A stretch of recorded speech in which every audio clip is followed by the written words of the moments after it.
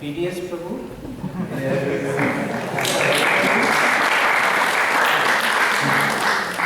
And Parayana Prabhu, Akshay.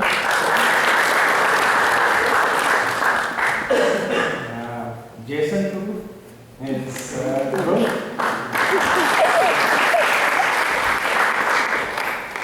Jai Mata Ki is Shivani. And we have Anirudh Prabhu. And we have Sachin Prabhu. And Vijaya. Thank you to our director, producer, and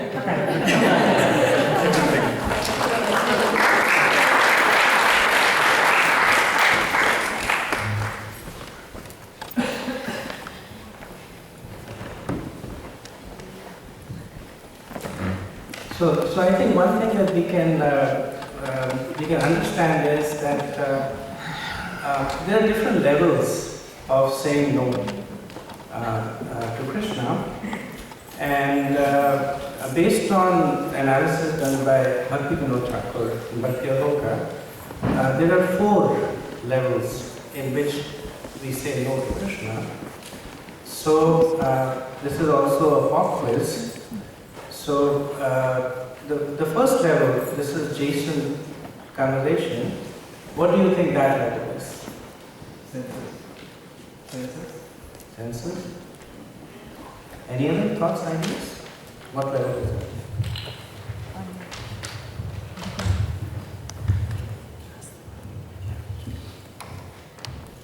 So the first level is what is considered as just saying no. So this is not really no to Krishna because there is no awareness of Krishna. And there is no awareness of spirituality per se. The person is so absorbed in the material conception. In the second chapter, Krishna says, Bhogeshwari prasakta nam taya bharta chetesham vyavasayatmika buddhi samadhavana vidiyate. That there are people who are so much absorbed in Bhogeshwarya, in Bhog and Aishwarya, in enjoying and Aishwarya, in pursuit of opulences.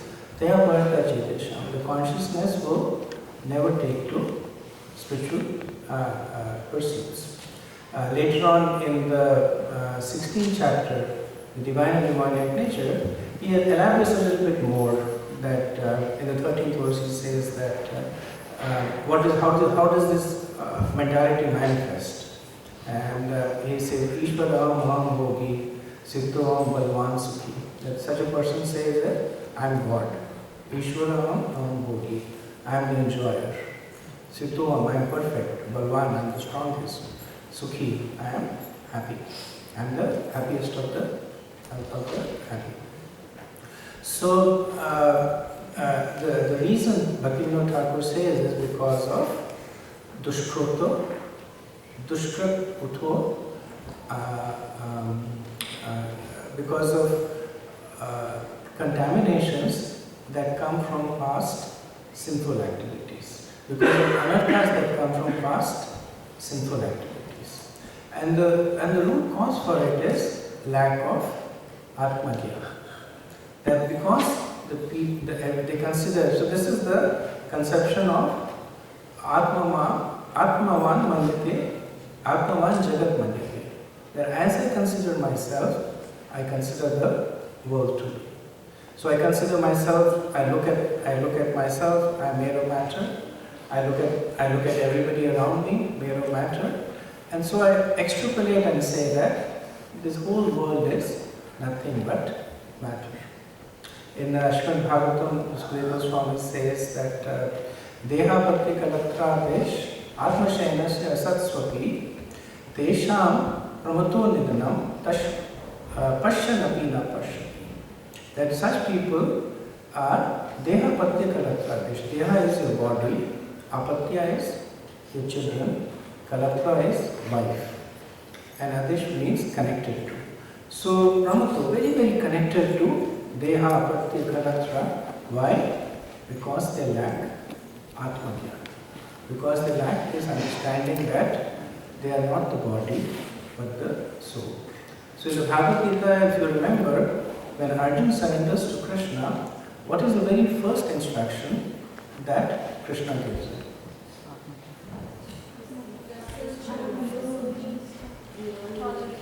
You are what? You are not the body. Natvayam jatunashanatam, the famous word. He says that you're not the body, but the spirit soul. That is the basis for one developing a spiritual conception. So in the 16th chapter, Krishna, after talking about the demoniac nature, the last verse, he says how to fix it. He says, Tasmat Shastram Pramanamti, Karya Karya Vyavasthitam, Gyatva Shastra Vidhanukta, Karma Kartum Yahavasi. Tasmat, he says therefore. So he's talking all about the qualities of the demoniac people. They think the world is a product of sex desire, there is nothing more than lust in the world, it's only an object of enjoyment. And how to fix it? So therefore, Tasmat Shastram Pramanamti. That somehow or else they have to develop faith in the scriptures. Karya Karya Vyavasthitu. What to do and what not to do, they do it based on the understanding of the scriptures. And Karma Kartum Ihalasi. And that's how they will make gradual developments. So again, back to Bhagavad Gita, after Krishna talks to Arjuna about the fact that he's not the body but the soul, the very next verse, 2:13, very famous verse, Dainosminakade, Pamaram Yoganojara, Takadeham Prapti, Irastatnamurti. You see how Krishna is transitioning Arjuna from a material to a spiritual conception. So he says, Dainosminakade, Pamaram Yoganojara. So he's talking about the change of bodies. So in DC on the 4th of July, we have the Rath Yatra, and then we have a small set of stalls. And in front of generally the book distribution stall, we have the diorama of the changing bodies. I'm sure you've all seen that. And so many people will stop in front of that and look at it, and then one of us will go and say that where do you think you are? And then depending on where they'll say here. And they'll say, you remember when you were here? Yes. So that is Krishna talking about Pratyaksh Prama, something that you can see yourself, Akshaya eyes, something that is right in front of your eyes. You see the changing body. You see the body changing in yourself and in people around you. And then following that is Hanuman. It says, but have you changed? Are you a different person? Were you a different person when you were 5 years old compared to when you are 25 years old, 35 years old? And they'll say, well, we are different to some extent, but we are the same. I have the same memories. I have the same conception of myself. So this is Hanuman, that understanding that even though the body has changed, I have not changed. And then Krishna says that in the same way, at the time of death, the soul changes body. That is Shabda. So we see how Krishna is taking Arjuna and us from what we can empirically see to what we can deduce, again empirically, to having faith in his words. So we see this pastime of Nagari. I'm sure you must have.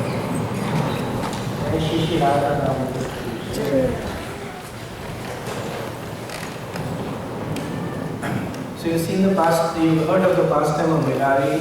It's from the Skanda Puran, and it was actually, you can read it in Chaitanya Charitamrita. It's recited by Chaitanya Mahaprabhu to Sarvabhaumacharya as part of the Atmanam verse explanation.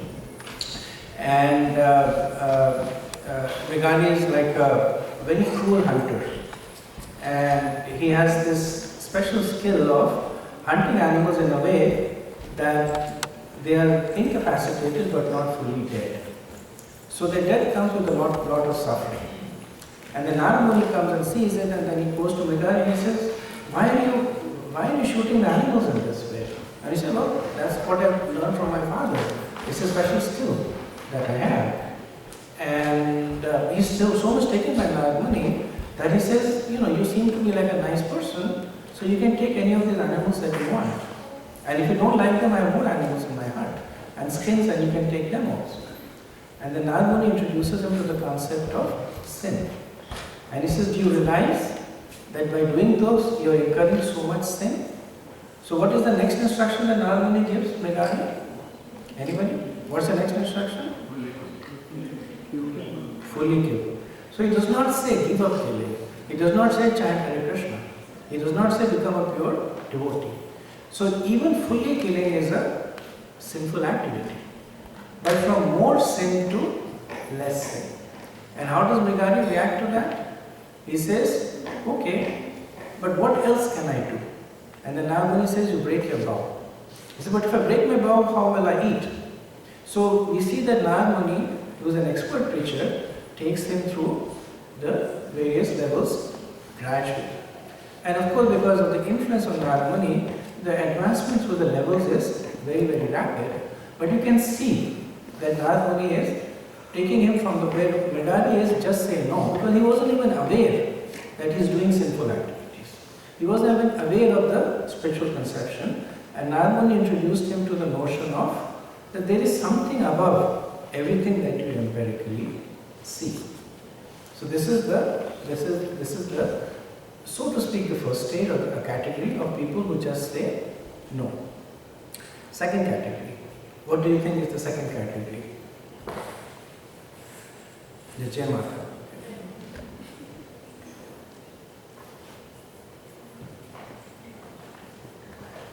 So you were laughing so much in the play that,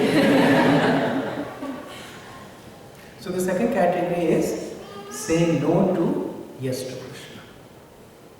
So the first category is just saying no. The second category is saying no to yes to Krishna. So these are people who are aware of their spiritual conception.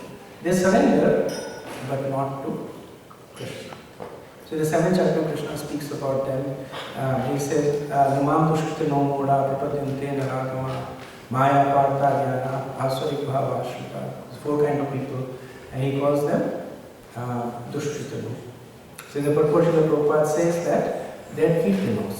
Kirtano means they are doing pious activities. But they are Dushkita because their piety is misguided for various reasons. Either the intelligence is covered, or they are too materially absorbed, or they are irreligious or atheistic. Because of the various reasons, they do not surrender to Krishna.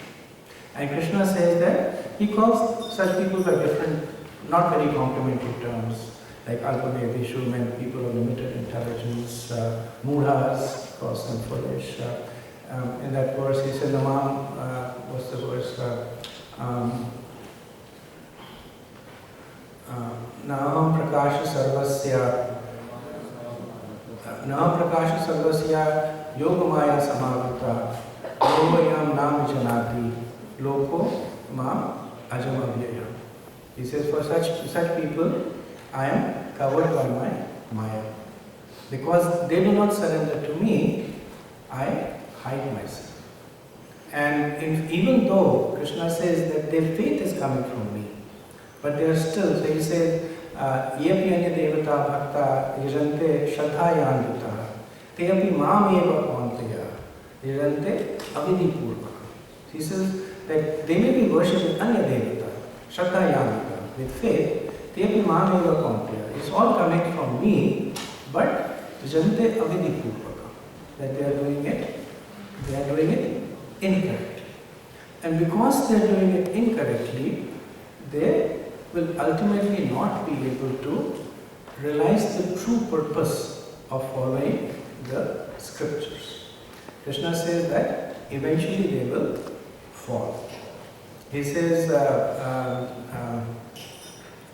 Aham sarvasya yajnanam bhokta cha prabhu eva cha na tu mam abhijanati tatve natas chavantite.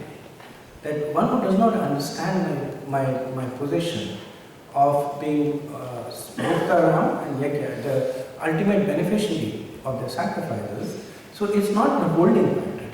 He says, Natu mam abhijanati tattve natas. One who does not understand this tattva, what happens to them? Charanti. That they will fall down. And that is because the modes of material nature by their own nature tend to pull us down. We may by effort get into the mode of goodness, it will pull us eventually to the mode of passion. And we may be in the mode of passion for a while, but it will pull us down into the mode of ignorance. So that's why Sukadeva Goswami says that endeavors in this path, they are shramyevahi kevalam. So dharma svanushtita pumsha vishvaksena kathasuya nautpade yadi rati shramyevahi kevalam. So dharma svanushtita. So this is according to your swadharma. So this is varnashram dharma. Dharma svanushtita pumsha. But if it does not result in one developing one's Krishna consciousness, then it is shramyevahi kevalam. So how best to address that no? One is to understand that all the so-called enjoyments that we have out of pious activities, they themselves are temporary by nature. The Krishna says that Abrahma bhuvana loka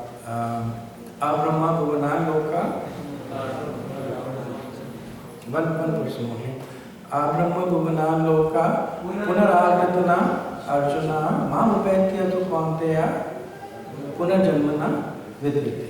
So he makes this point. So somebody might say that I might do pious activities and go to Swargalok or Janlok or Taparlok, Taplok or even Brahmalok.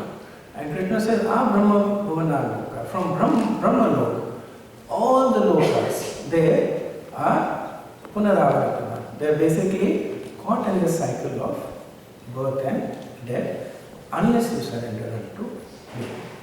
And Krishna, at different points, you will see that he reaches out to such people to engage them on their terms.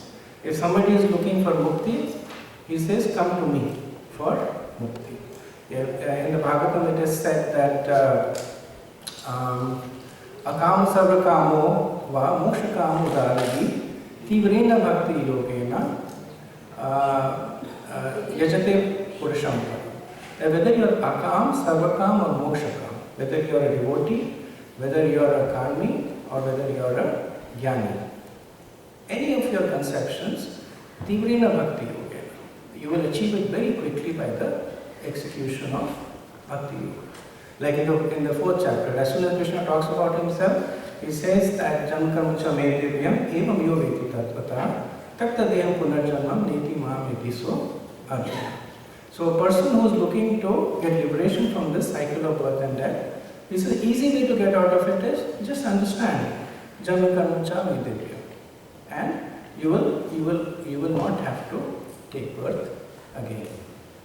So in the various pastimes, we see people who are kind of in this conception. In the Bhagavatam, we see the Vedic Brahmins, right? They were performing the yajna, Karam-kand, but when Krishna asked for some prasadam, they said from some food, they said go away. They rejected Krishna. So this is the people who are too much absorbed in karma. Or in Chaitanya Leela, we see Sarvabhauma Bhattacharya, Prakashananda Saraswati, at least in the initial phase of the life, too much absorbed in jnana, that they did not really have attraction to Krishna. Or we see Sukadeva Goswami in his early conception, too much attached to the notion of Brahman, and that's why not very attached to Krishna until they come in the association of devotees. So Bhaktivinoda says that this is because of sukrotuta anarthas. This is because of anarthas that come from past pious activities. And what they result in clouding one's paratattva. So previous was atma tattva, that they don't understand who they are. This is paratattva, they do not understand who Krishna is. And that is why Krishna had so many places. Earlier not very, very early, when I was reading Bhagavad Gita, I was thinking Krishna boasts so much. He keeps saying, I'm so great and I'm so wonderful, there's nobody more powerful than me. I was like, where's this whole modesty thing? And then I realized that Krishna does it because we need it. We need to understand how great Krishna is. If we don't understand that, we will always be confused in terms of Paratattva. When we understand how great Krishna is, then we understand how easy it is to surrender to Him. The third category are those who say no while saying yes to Krishna. So these are practicing devotees. So these are devotees who have understood the notion of I am the soul, Krishna is God. They have developed the desire to establish a connection to Krishna, and because of various reasons, what they execute is not Shuddha Bhakti.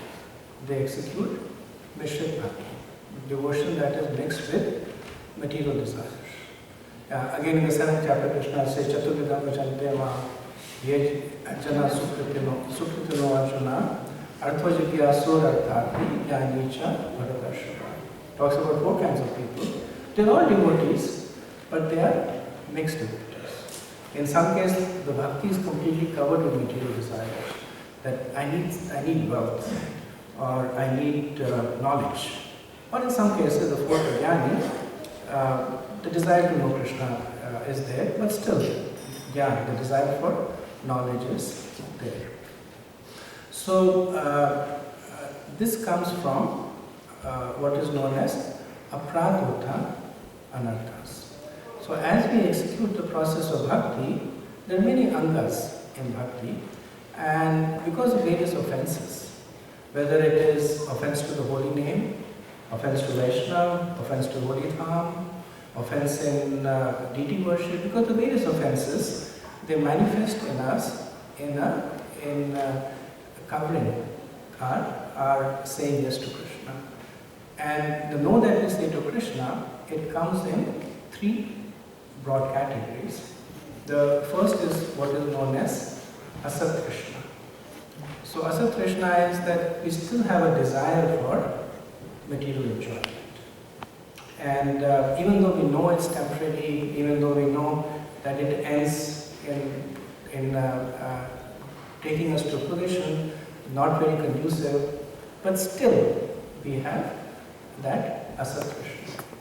And what is the best way to address Asat Krishna? Any idea? So this is a discussion because we are all practicing devotees. What is the best way to address Asat Krishna? Dovetailing this. Anybody else? Higher taste. Vishya Vivartante Nivadasya Dejana Rasubhajam Rasopiyasya Param Vishwa Vivartate. 4 regulative principles. So 4 regulative principles are actually considered to be in the very first category. If you don't follow the 4 regulative principles, you are sinful. Right? So they are more just to stop us from just saying no. They are more in that category. Prabhu?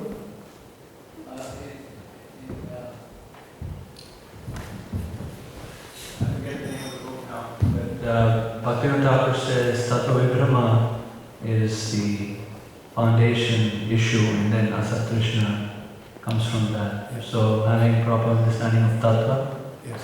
and absorbing oneself in that. Yes, thank you. It's a Madhuri Kamini. Yes. So, it's a very good answer. So yes, Asat Krishna, a very practical way of addressing is through Yukta Vedanta. So you think of it in this way. There is Asat and there is Krishna. So think of it that you're a patient who goes to a doctor and says, I'm suffering from Asat Krishna. And the doctor says, give up Krishna.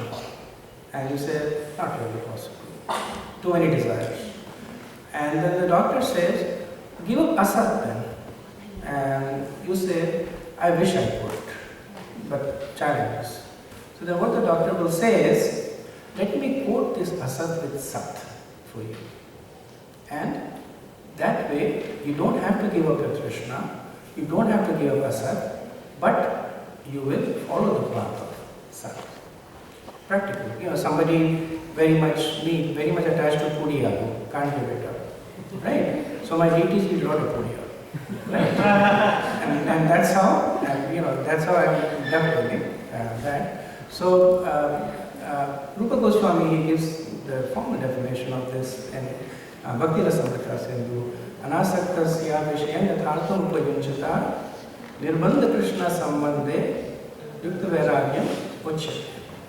That you do not give up. You do not give up the material desires, but Nirbandha Krishna Sambandhe. That without attachment specifically to yourself, you take it in conjunction with Krishna. You like eating good food, offer it to Krishna and honor good prasad. You like good music, enjoy kirtan. I remember this is very, very early on, we were trying to preach to some couple, we had gone to their house, and they were used to very opulent settings. The house was really opulent, expensive car, everything very, very expensive. And and I was looking at their house and I was thinking, Bhogeshwarya Prasaktana, very, very attached. And Krishna's mercy, they became devotees, and we went to the house again after many years, almost like after 10 years, went to the house. And the deity room, one of the most opulent deity rooms I've seen. Their altar was all gold trimmed, and the deities were wearing very resplendent dresses, the Aarti paraphernalia all silver, and and I was thinking Anasaktasya Vishayam Yathartham Upayunchata. That they had this desire, they had this strong propensity for doing everything opulently. And they were still doing it, but now instead of doing it for themselves, I didn't see the rest of the house, but at least the deity room was really, really opulent. So they were now offering it to Krishna. So one is Asat Krishna. The second reason is what is known as Sadhana Sadhya Brahma. The confusion about practices in devotional service. That is getting up early in the morning really that important? Should I chant my round even if I'm feeling sleepy? Should I get a full day of sleep? And then should I chant? Should I eat too much, eat too little? What should, when should I read, when should I not read? So many aspects of Vaidhi Bhakti and just confusion about it. And in Hari Bhakti Vilas, it is six items, simple items are given that Anukulasya Sankalpa, Pratikulasya Vajanam, Rakshasyati Vishvaso, Bhutravate Varnam Tata, Atma Vikshepa Karpanya Sadvida Sharanagati. That simply Anukula Sankalpa, that make this determination that you will do what is favorable, Pratikulasya Vajana, that you will avoid doing things that are unfavorable. Rakshasyati Vishvasa, have faith that Krishna will take care of you. Bhutravate Varnam Tata, that consider Krishna to be your Lord and Master. Atmanikshi, surrender everything to Krishna, Karpanya, in a mood of humility. So, Vaidhi Bhakti is performed externally. So that is why all these instructions are given to us to follow. It's not really expected that we suddenly be at that stage internally. But the whole notion of Vaidhi Bhakti is that we do what we are told to do. What we offer in Vaidhi Bhakti really is not what we do, but the sincerity with which we do. And the third is what is known as Virodhi Vishaya Vibhrama. That as we progress in devotion, we read more and more, we get different kinds of realizations, and then we start getting what we consider to be contradictory realizations. That is this the truth? Is that the truth? Was Krishna in Vrindavan different from Krishna in Dwarka? And who should we worship? Should we take the mood of this particular devotee or that devotee? And really speaking, by following the various angas of bhakti, we can develop conviction and a deeper understanding. So this comes more from inside, even though it is sadhana, but it comes even more from inside. The study of Bhagavatam is very much recommended. Sudha Goswami, right at the beginning, he says, Shangatam Swatatha Krishna, Punya Shamana Kirtana, Punya Shamana Kirtana, Hridayantasti Abhadrano, Vidumurti Sudot Sata. So by studying the Bhagavatam in the association of devotees, Nashtaprayeshu Bhatteshu Nityam Bhagavata Sevya, Bhagavati Uttam Shloke, Bhakti Bhagavati Naishti. That bhakti would come in our heart. The fourth stage is saying no after saying yes to Krishna. So this is the position of very, very advanced devotees who have said yes to Krishna completely, but for various reasons have said no to Krishna. Example is that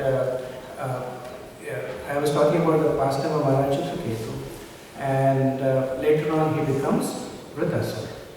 When Parishad Maharaj was talking about Vritasura and he realizes he's a devotee, and that also a very high level devotee, he's completely amazed. And he says this verse,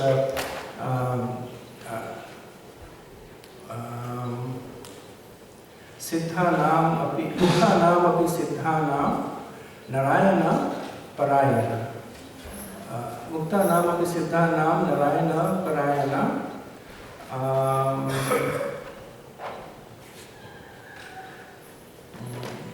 Sudurlabha Prashanta Atma Kotishvapi Mahamana. And he says, he goes through this whole line that of millions of souls, few may take to spirituality. Of the millions of souls who take to spirituality, a few of them will understand the position of Krishna. And few of them, then he says, Mukta Nam api Siddha Nam. Of those who are Mukta, who are free of the cycle of birth and death. Siddha Nam, perfect. Narayana Parayana. Those who take shelter of Lord Narayana are very, very rare. Kotishwari. Out of millions of such souls, a few may take to the notion of Narayana Parayana. And then he said, how did he fall? How did such an advanced person, who is one in a million, O Nam Jamanamante, Jnanaman Mantra Padyante, Vasudeva Sarvamiti, Samahatmasu Durlabha. How did he actually come to this position? And it's understood that it's because of Prabhupada was talking about Madhuri Kadamini, talks about Tarangarani, that at an advanced stage of devotion, the devotion begins to, Krishna begins to reward us. He rewards us by three things: by puja, lab, and pratishtha. That you become worshipable, you gain, and you become famous.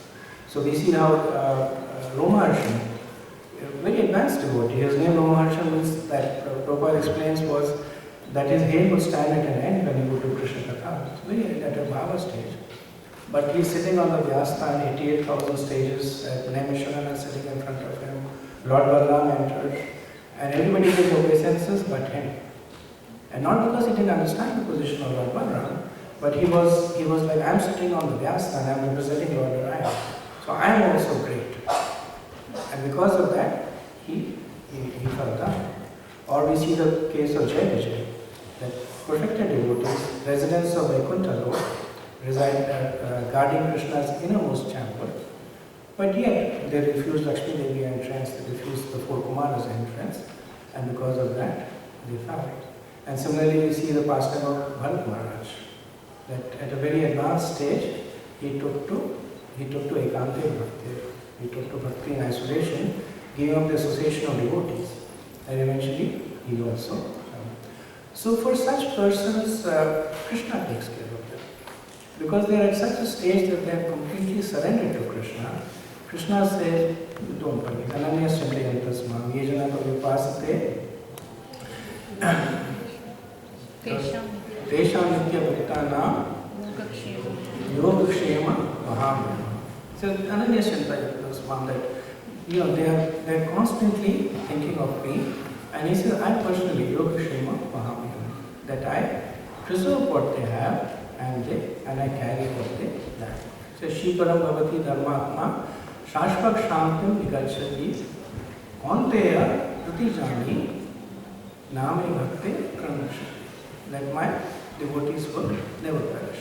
They are so close to Krishna that even if they veer off the course, Krishna corrects them. And in the very rare case that Krishna does not correct them, there is somebody even more powerful than Krishna who comes in and helps them. And that is Krishna's devotees. In Padma Purana it is said, Aradhanam Sarvesham Vishnu Aradhanam Param Tasmat Parataram Devi Tadiyanam Samarchana. That of all the kinds of worship, Aradhanam Sarvesham Vishnu Aradhanam Param. The best is to worship Lord Vishnu. Tasmat Parataram Devi. Better than that, so this is conversation between Lord Shiva and Parvati. So Tasmat Parataram. Even better than that is Tadiyanam Samarchana. Tadiyanam is one who is very dear to Krishna. One who is a devotee of Krishna. So we see the case of Amrish Maharaj. One of the rare cases where Lord Vishnu said, Jao, Jao, can't do anything for you, go away. Right? And who does he go to? He goes to Durvasha Muni, he goes to Amrish Maharaj. And then Amrish Maharaj says, Sab theek hai, okay. Right? And then Krishna forgives him. So at the end of the day, even though we speak about it in terms of stages, but actually all these stages are there within us. One may be more prominent than the other, but there are times when we say, just say no. We are so much in the material conception that we don't allow ourselves to be aware of the spirituality. At the other time, we are so much in the mood to enjoy that we may want to enjoy piously, but not along with Krishna. Or sometimes, and this is probably the most prominent stage for us, we say no while saying yes to Krishna. That while we are trying to establish our spiritual relationship with Krishna, we are saying no because of various reasons. So the takeaway for us is that Krishna has, through the scriptures, Prabhu, time for next session, please end now. You have spoken way too much.